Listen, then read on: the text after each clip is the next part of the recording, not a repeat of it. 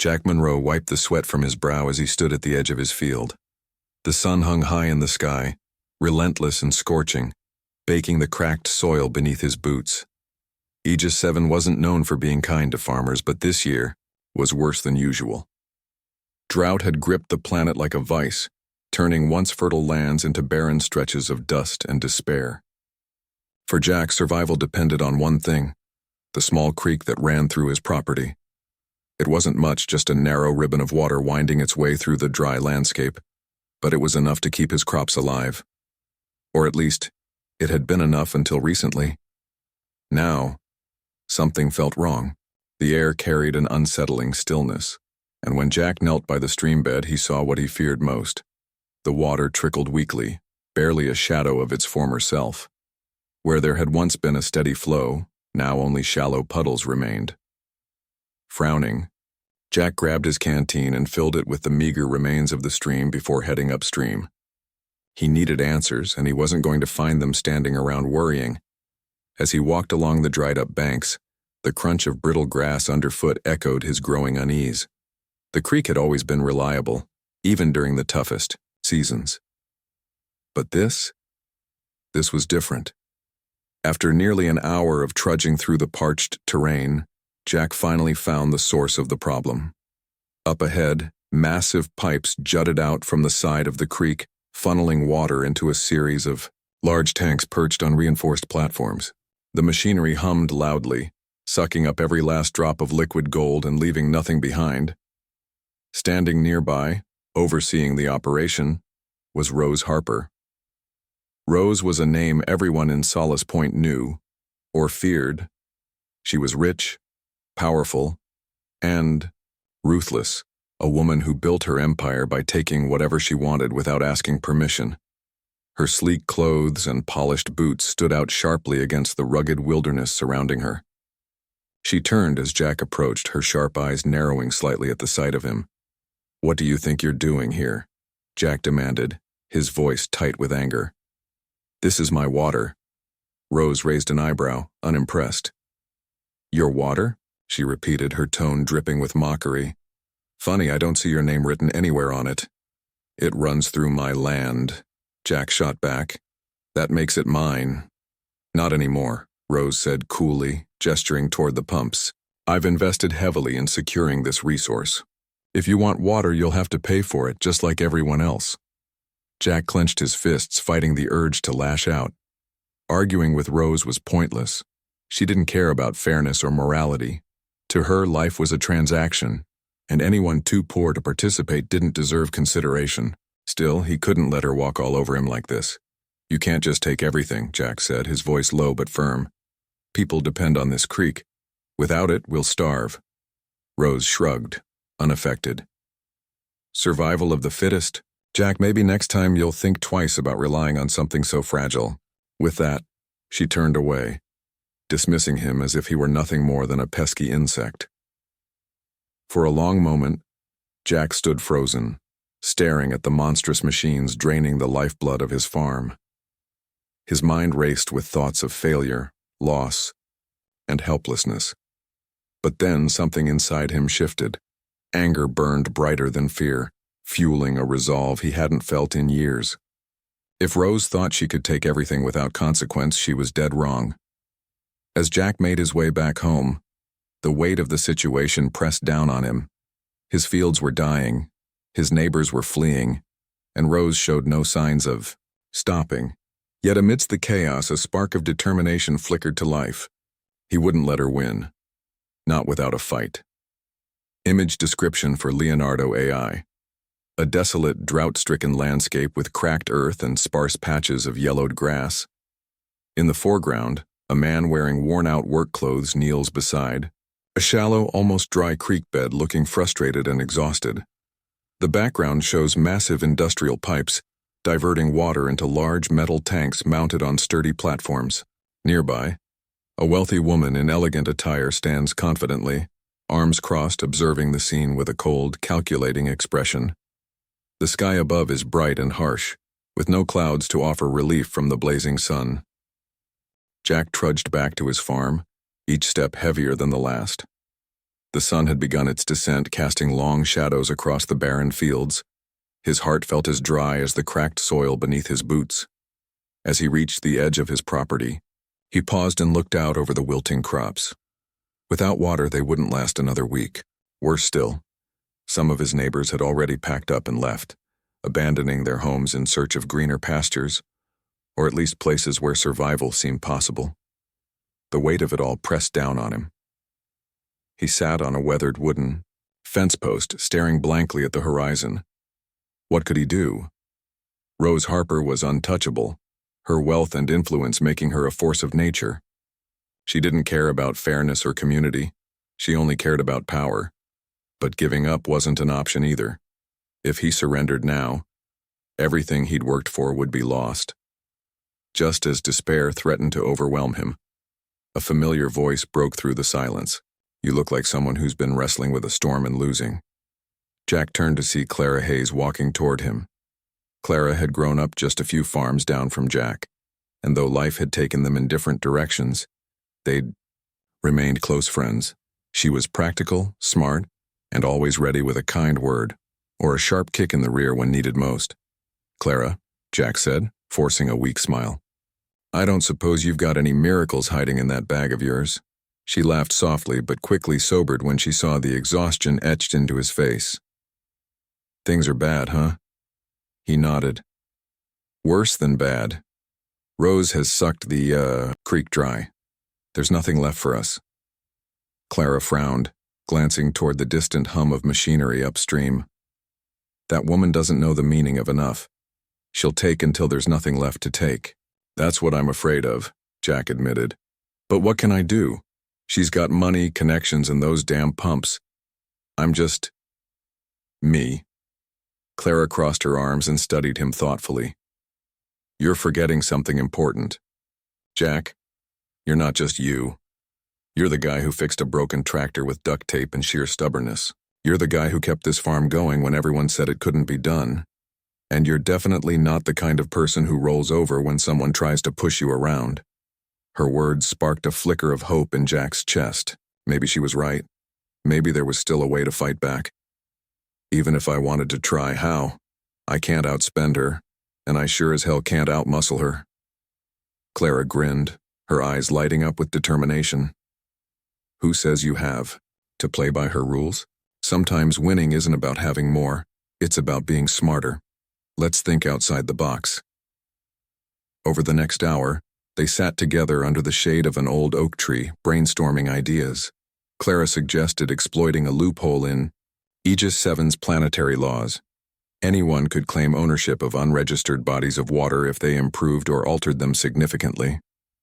It was a risky move, but it might just work. If Jack could prove that he'd made meaningful changes to the creek, building dams, rerouting channels, or even creating reservoirs, he could legally stake his claim to it.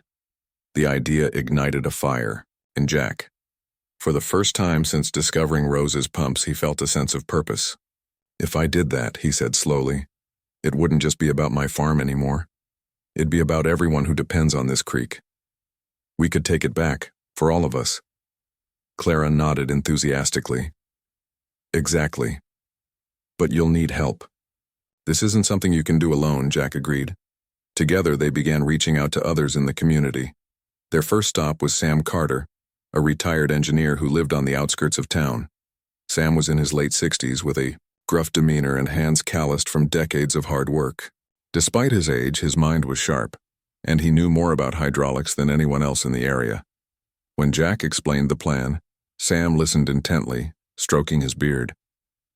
"It's risky," he said finally, "but it's also brilliant. If we can pull it off, we'll hit Rose where it hurts, her pride. She won't expect a bunch of farmers to outsmart her." With Sam on board, they recruited Lucy Bennett, a tech-savvy teenager who spent most of her time tinkering with gadgets. Lucy was eager to contribute, offering to use her skills to monitor Rose's operations and gather evidence of her illegal activities. Her enthusiasm was infectious, and soon, others began joining the cause. As the group grew, so did their resolve. They mapped out the creek's entire length, identifying key points where they could build dams and redirect water.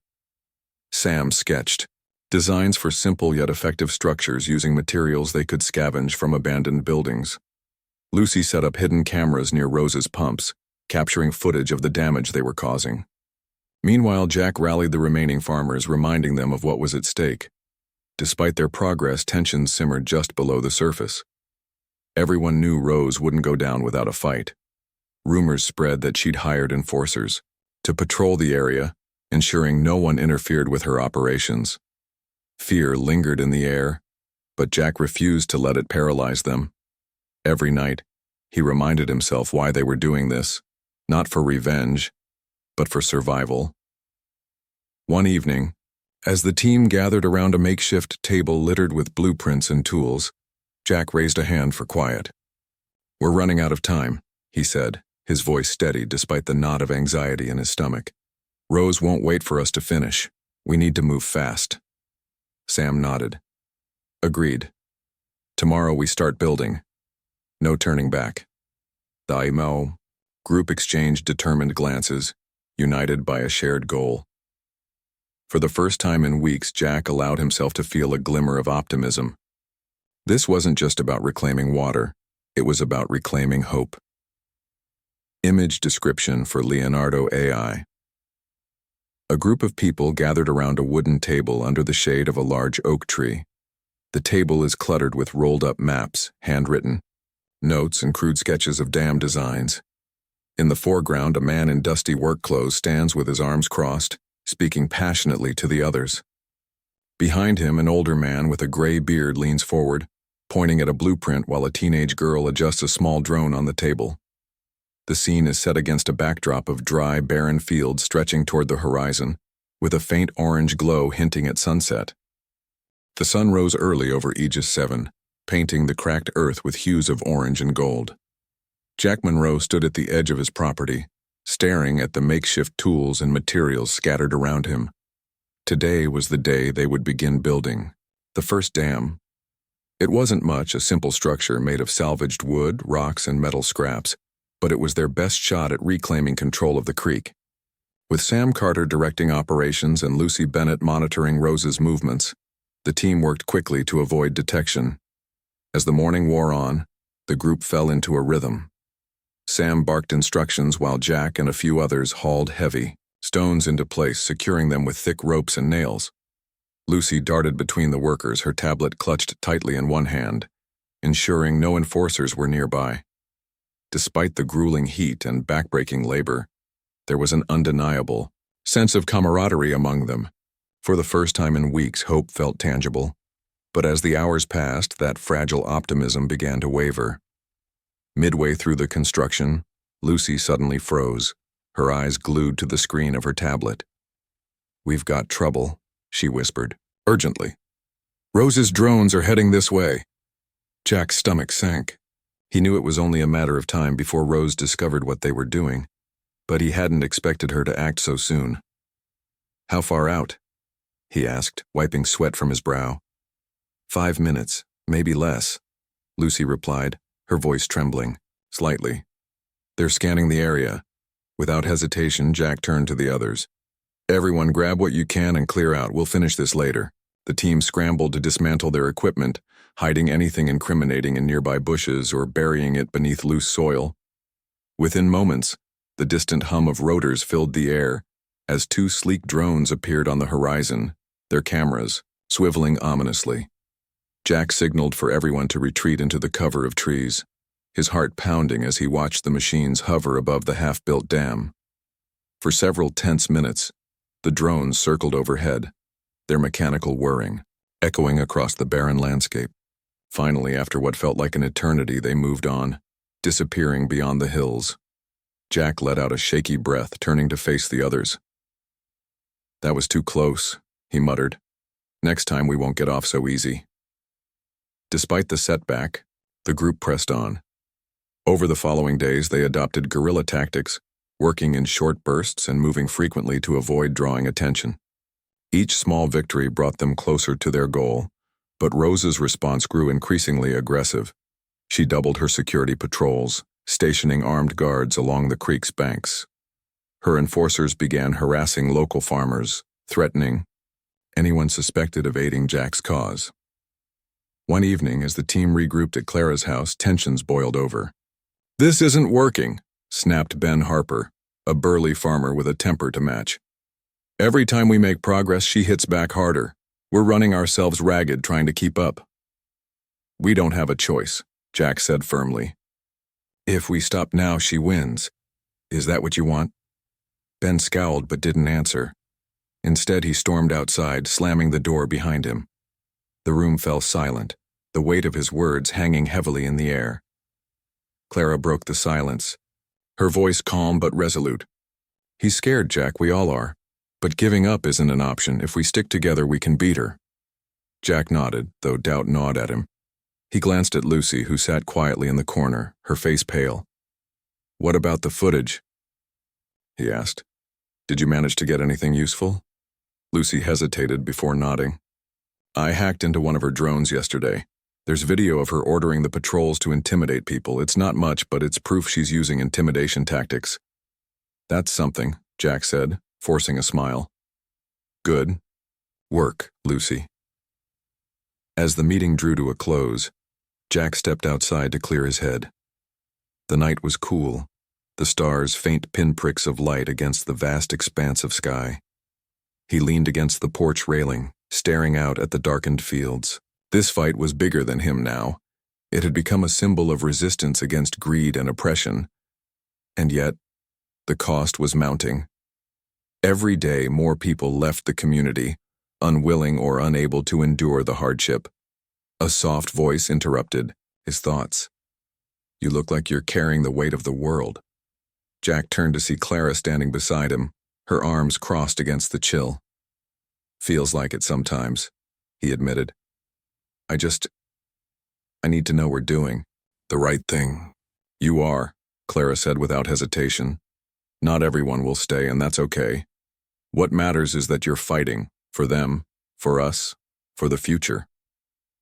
Her words steadied him, grounding him in the moment. Tomorrow they would return to the creek and continue their work. No matter how many obstacles rose through their way, they wouldn't back down. Image description for Leonardo AI. A tense scene unfolds under the dim glow of twilight. A group of workers hastily dismantles a partially constructed wooden dam by the side of a shallow creek. In the background, two sleek surveillance drones hover menacingly in the sky, their red lights blinking as they scan the area. Nearby, a teenage girl crouches behind a cluster of bushes, holding a tablet and watching the drones nervously. The workers, dressed in worn-out clothes, exchange worried glances as they hurriedly gather tools and materials, preparing to flee. The dry, cracked earth and sparse vegetation emphasize the harshness of the environment, while the fading sunlight casts long shadows across the landscape. The days that followed were a blur of hard work and constant tension. Jack Monroe and his team pushed themselves to their limits, sneaking back to the creek under the cover of darkness to complete the dam. Each night brought new challenges, broken tools, unexpected patrols, and the ever-present threat of discovery, but they refused to give up. With every stone placed and every beam secured, their determination grew stronger. Rose Harper, however, was not idle. Her enforcers roamed the area relentlessly, searching for any sign of rebellion. She had also increased the output of her pumps, draining the creek faster than ever before. The once steady trickle of water was now little more than a memory, leaving behind a dry, cracked bed that mirrored the desperation of the people depending on it. One evening, as the group gathered near the nearly completed dam, Lucy Bennett approached, Jack with urgent news. "We've got a problem," she said, her voice low but tense. "Rose knows about the dam. One of her drones spotted us last night." Jack's heart sank. "How much does she know?" "Enough," Lucy replied. "She's sending a crew first thing in the morning to destroy it." A heavy silence fell over the group. All their hard work, all their sacrifices, it could be undone in a matter of hours. Jack clenched his fists, his mind racing. They couldn't let Rose win, not after coming this far. "We'll stop them," he said finally, his voice firm, despite the knot of fear in his stomach. "If we act fast, we can Protect the dam. Sam Carter stepped forward, his weathered face set in a grim expression. It won't be easy. They'll come armed and they won't hesitate to use force. We don't have a choice, Jack insisted. This isn't just about the dam anymore. It's about showing Rose and everyone else that we're not afraid to stand up to her. Clara nodded in agreement. What's the plan? Jack took a deep breath, his thoughts crystallizing into action. We'll split into 2 teams. Sam, you and a few others will stay here to fortify the dam. Use whatever you can find to make it harder for them to get close. Clara, Lucy, and I will head upstream and sabotage Rose's pumps. If we can shut them down even temporarily, it'll buy us time. The group exchanged nervous glances but quickly agreed. There was no turning back now. That night, under the cover of darkness, Jack, Clara, and Lucy made their way upstream toward Rose's pumping station. The journey was treacherous, the uneven terrain lit only by the faint glow of the stars above. As they approached, they could hear the relentless hum of machinery echoing through the stillness. Lucy pointed ahead. There, she whispered, her voice barely audible. The control panel is on the far side of the platform. Jack nodded. Stay alert. We don't know if anyone's guarding it. They moved cautiously, sticking to the shadows as they neared the massive structure. To their relief, the area appeared deserted. Most of Rose's enforcers were likely focused on the dam downstream, leaving the pumps unguarded. Lucy, you're up, Jack said softly. Can you disable it?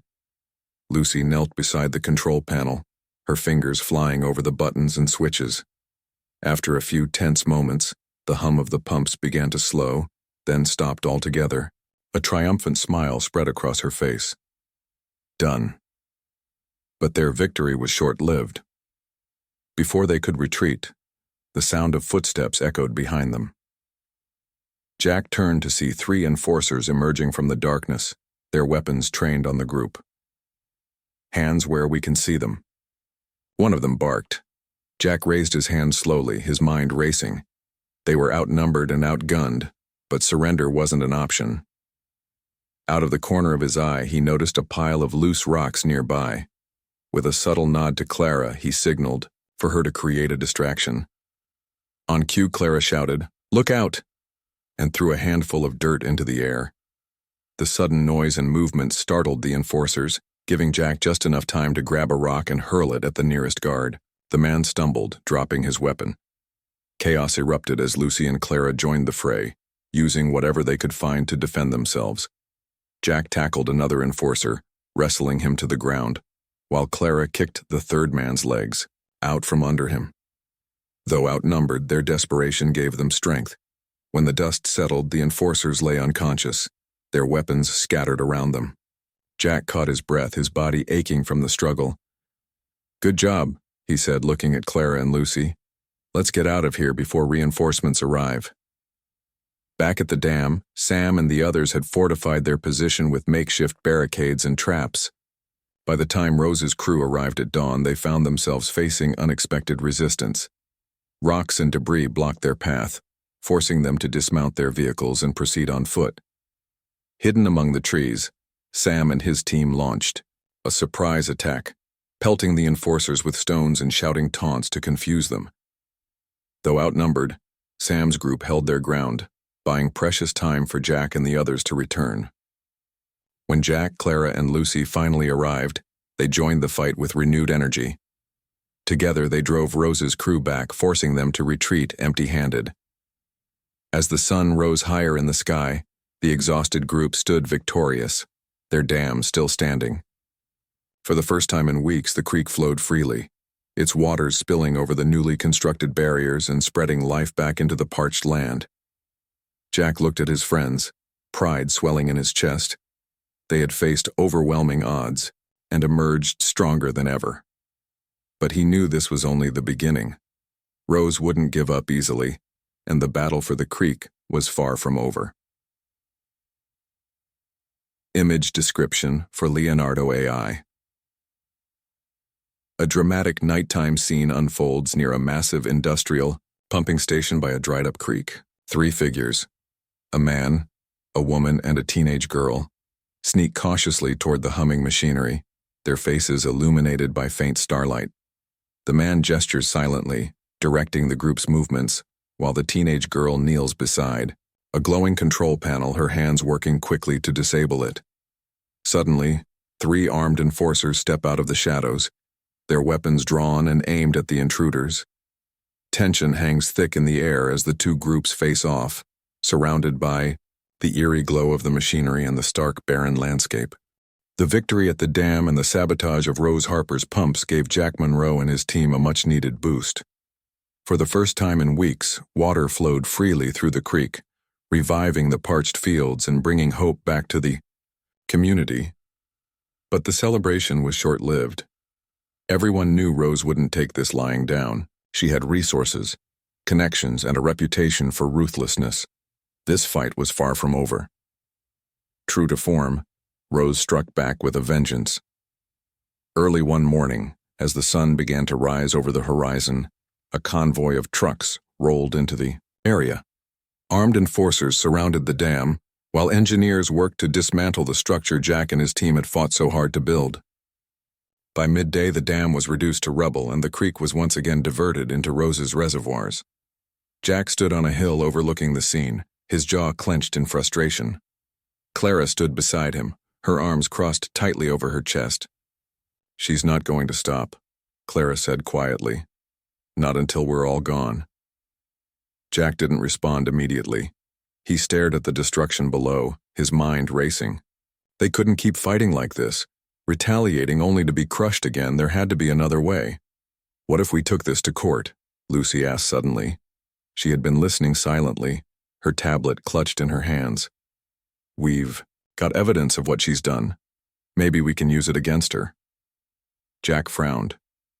"You think that'll work? Rose has lawyers who could argue circles around us."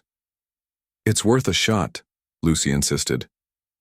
"If we file a lawsuit, we can at least slow her down, and maybe, just maybe, we can prove that what she's doing is illegal." Clara nodded slowly. "It's risky, but it might be our best chance. If we can show the judge how she's exploiting the system, we might have a shot at winning." Jack hesitated. The idea of facing Rose in court felt daunting, but Lucy was right. They needed to try something different. "All right," he said finally. "Let's do it." Over the next few days, the group worked tirelessly to prepare their case. Lucy scoured her recordings, compiling footage of Rose's illegal activities, her intimidation tactics, her unauthorized pumping operations, and even secret conversations captured by hacked drones. Sam Carter reviewed planetary laws, helping them identify every loophole and regulation Rose had violated. Meanwhile, Jack and Clara reached out to former employees of Rose's company, gathering testimonies about her unethical practices. As the pieces came together, Jack felt a flicker of hope. For the first time, they weren't just reacting to Rose's actions. They were taking the fight to her on their terms. But Rose wasn't about to let them off easy. When news of the lawsuit reached her, she responded with characteristic fury. Her lawyers filed counterclaims accusing Jack and his team of vandalism, theft, and trespassing. The legal battle quickly escalated, drawing attention from across Aegis 7. The courtroom was packed on the day of the trial. Reporters, activists, and curious locals filled the benches, eager to witness the showdown between a small-town farmer and one of the planet's most powerful figures. Jack sat at the plaintiff's table, flanked by Clara and Lucy, while Rose occupied the defendant's side, her expression cold and composed. The proceedings began with Rose's lawyer presenting their case. He painted Jack as a reckless troublemaker, someone who had deliberately sabotaged Rose's property in an attempt to extort money. His words were smooth and convincing, and for a moment, Jack felt doubt creeping in. What if no one believed them? But then it was their turn. Lucy stepped forward, her tablet connected to a large screen in the courtroom. As she played the footage she had gathered, gasps rippled through the audience. The videos showed Rose ordering patrols to intimidate farmers, her enforcers destroying property, and her pumps draining the creek dry. One clip in particular caught everyone's attention, a recording of Rose herself admitting that she didn't care about the law as long as she got what she wanted. When Lucy finished, Sam took the stand. With calm authority, he explained the technical details of Rose's illegal pumping operations, pointing out how they violated environmental protection laws. His testimony was thorough and undeniable, leaving Rose's lawyer scrambling for a response. Finally, it was Jack's turn to speak. He rose from his seat, his heart pounding as he faced the judge. "Your Honor," he began, his voice steady despite the nerves twisting in his stomach. "This isn't just about me or my farm. It's about fairness, it's about justice. Rose Harper thinks she can take whatever she wants because she has money and power. But the truth is, this creek doesn't belong to her. It belongs to all of us, to the people who depend on it to survive." Jack paused, glancing at the crowd behind him. Many of them nodded in agreement, their faces filled with quiet determination. "If we let her get away with this, what's next? Will she take our air? Our soil? Where does it end?" The room fell silent as Jack returned to his seat. Even Rose seemed momentarily shaken, though she quickly masked her unease with a scowl. After hours of deliberation, the judge delivered their verdict. "Based on the evidence presented," the judge announced, "I find in favor of the plaintiffs. The creek in question is hereby declared public property, and any attempts to monopolize its resources will be considered a violation of planetary law." A wave of cheers erupted in the courtroom as the reality of the decision sank in. Jack and his team had won. Rose Harper, for all her wealth and influence, had been defeated. Outside the courthouse, the group gathered under the afternoon sun. Clara hugged Jack tightly, tears streaming down her face. "We did it," she whispered. "We actually did it." Jack smiled, though exhaustion lingered in his eyes. "Yeah, we did. But this isn't the end. We've still got a lot of work to do." Lucy nodded, already scrolling through her tablet. "First step, getting those pumps shut down for good. Then we can start rebuilding the dam." As they made plans for the future, Jack glanced back at the courthouse. Inside, Rose Harper sat fuming, her empire crumbling around her. For years she had thrived on greed and exploitation. But now, thanks to the courage and determination of a small group of farmers, her reign of terror was over. Image description for Leonardo AI. A tense courtroom scene bathed in soft artificial light. A man stands at the plaintiff's table, addressing the judge with a determined expression. Behind him, a teenage girl operates a tablet, connected to a large screen displaying damning footage of industrial machinery and surveillance drone recordings. Across the aisle, a wealthy woman sits at the defendant's table, her arms crossed and her face unreadable. The gallery is packed with spectators, their faces a mix of anticipation and disbelief.